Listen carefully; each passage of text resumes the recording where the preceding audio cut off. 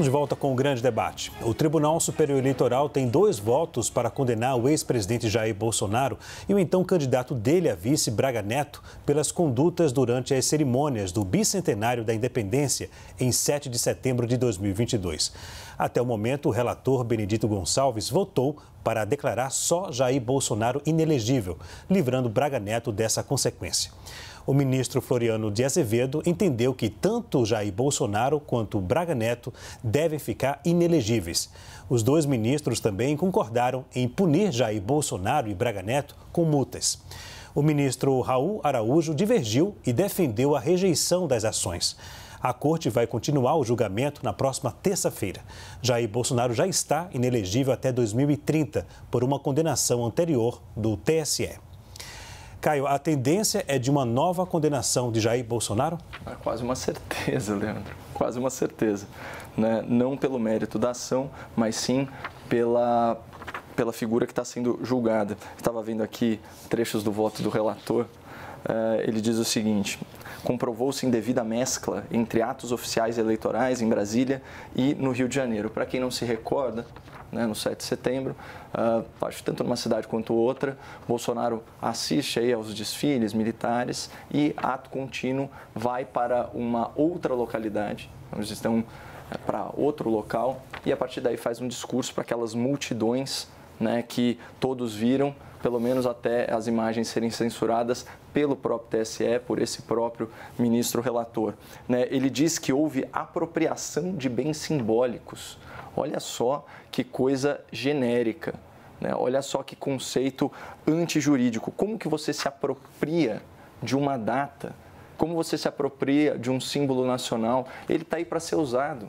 Até mesmo o PT, que historicamente não faz da bandeira brasileira as suas cores, né, que usa a bandeira vermelha, até o PT, no segundo turno das eleições, costuma usar as cores nacionais do pavilhão nacional aí para propagandear suas propostas. Né? O relator diz o seguinte: olha, houve incalculável dano decorrente da captura da data cívica como fator de acirramento da polarização eleitoral. Isso parece aqui uma tese de sociologia e não uma decisão.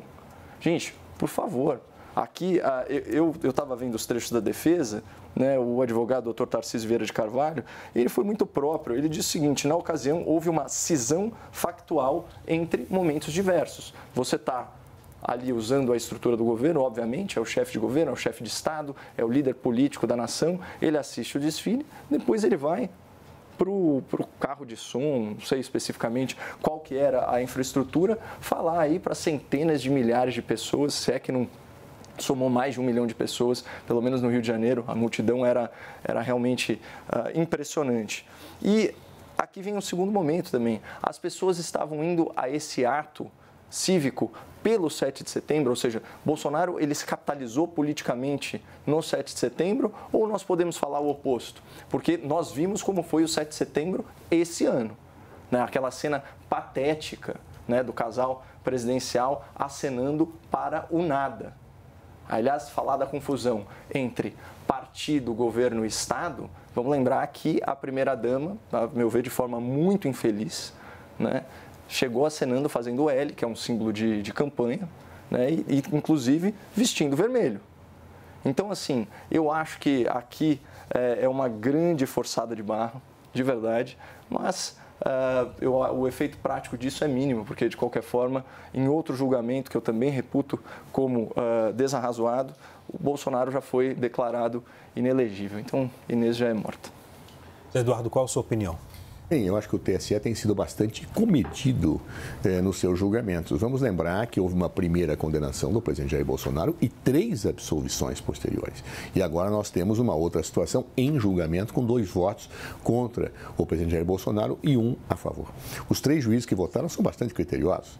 O relator Benedito Gonçalves é um ministro do STJ, um juiz de carreira, uma pessoa que se notabilizou por ser bastante equilibrada nos seus julgamentos.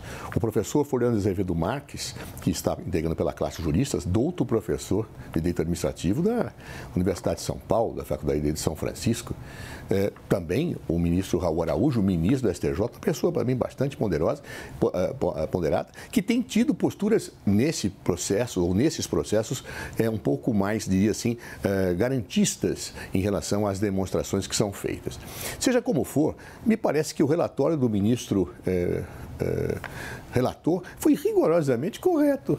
Quer dizer, eu tenho os símbolos da pátria, se eu os capturo para utilizar numa estratégia política de mobilização eleitoral, fatalmente estou utilizando indevidamente esses símbolos com finalidade reprovada.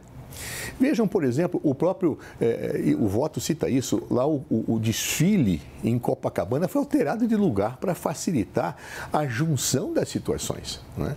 Já no ano anterior, tínhamos tido situações de discurso do presidente desafiando autoridades, no 7 de setembro, falando que não cumpriria decisões do ministro Alexandre de Moraes.